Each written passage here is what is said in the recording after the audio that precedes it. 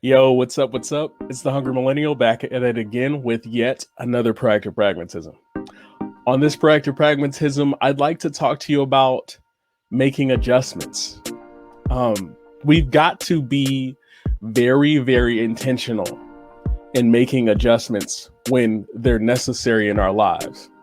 And over time is one of the biggest teachers, right? Because over time, like in my military career, when I was in management, when I was in followership, right? When I was just an employee, um, there are there are ways that I could have made adjustments that would have made my life a lot easier. But because I had so much ego, because I wanted to stick to what I knew, I ended up not necessarily hurting myself, but hindering my growth in the process, right? And so when it comes to making adjustments, we want to think about how making adjustments can help us and assist us in our goals. So making adjustments is going to, one, it's going to reduce cost. It's going to increase value, and it's going to increase your efficiency. And so when it comes to reducing costs, right, making the right adjustment at the right time can save you energy, because energy cannot be created nor destroyed. It is transferred, right? So if we conserve our energy in doing a task that we were super, super focused on, but then we decided to subordinate our ego and listen to another employee or a peer of how to do something better and more efficient, even though we weren't trying to hear that at the time, it's going to save us energy. And when we save energy, we save resources. Now, because you get to a place now, where you're working your shift, or you're working your 9 to 5, or if you're an entrepreneur, right? You picked up some tips that are going to save you resources. That's one less, energy drink that you have to sip on. That's possibly one less shift that you have to work because you're trying to make extra money because you've expended your resources to try to get to work another day.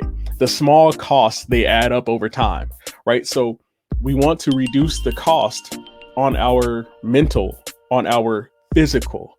We want to reduce the cost on our time because you can't get time back. So it's often important to detach and grab the information that is in front of you that people are providing for free and say, hey, you know what? There's something I can learn here. Let me just execute on this and see how it goes. And you may find out that those little tips and tricks don't really work for you right now. But what I often find is, it could be 2 months later, it could be 2 years later. I'm like, that process that they taught me a long time ago, even though I'm not working for the organization or I'm not around those people anymore, that's going to help me succeed today. And we have to figure out, hey, is it worth, our future for me not to succeed today because I don't want to use the information provided to me? And so secondly, it's going to increase value. And so, for instance, when I was in sales, one of the things that I found out is if you went in looking for the dollar, you would sell people that they don't, things that they don't necessarily need or want. And then they'll find out that they wasted all this money on something that they're not using, and you burn a bridge, right? So it's going to making the adjustment is going to adjust and mold a solution for that customer or for your friends and everything else that works for you there, right? So you want to get to a point where you are making the adjustment, because when you make the adjustment to add value to the lives of others, a lot of times you'll find that comes around 360. The people that you least thought that you affected, often you'll find out that you affected them the most, and they're willing to invest in whatever you're doing. And even if you don't, you'll feel better about adding value and not just chasing the dollar when you go to bed at night. And so it avoids when you're increasing value, it avoids the short sell. Now you have a long sell. Now you potentially have a customer that even if you switch industries, that even if you, switch departments, that even if you decide to start your own business, there are all types of non-compete clauses out there that you have created a ride or die situation where no matter what, they're going to work with Joe. No matter what, they're going to work with Bill.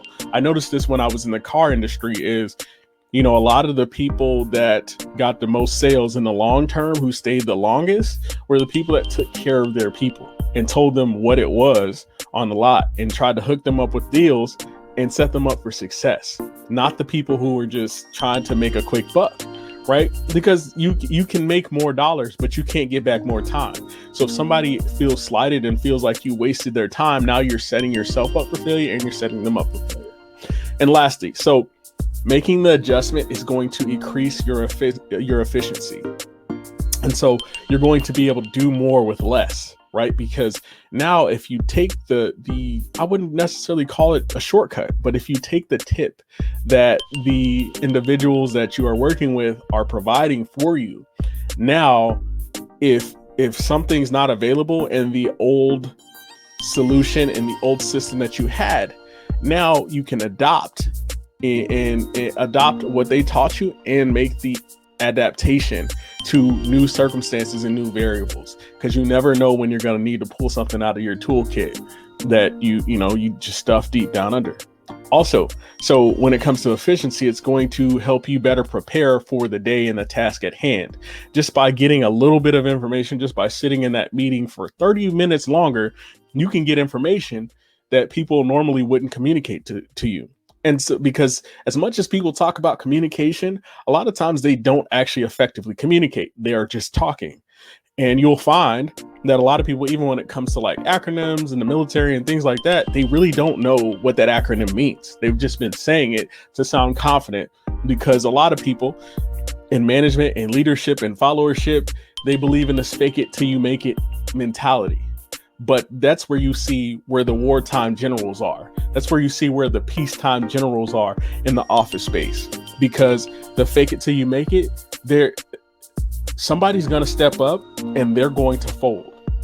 So get all the knowledge while you can. Get all the shortcuts. If they say, your boss is like, check this book out, I'm not saying you got to read the whole thing, but I'm saying give it a look-see, so that way you're setting yourself up for success. So always be willing to make the adjustment, because making adjustments is going to reduce your cost, increase the value that you can add to others and yourself, and increase your overall efficiency as a person, as a team, as an organization. So, this is the Hungry Millennial, back again with yet another Proactive Pragmatism. I appreciate you guys. Stay locked in, stay tuned in, and, make the adjustment. So if you like this podcast, like and comment and subscribe on the YouTube channel. Check us out. And you can reach us, for comments, for questions, anything you want to address on the podcast. You can reach us at PROPRAG20@gmail.com. That is ProPrag20@gmail.com. Thank you.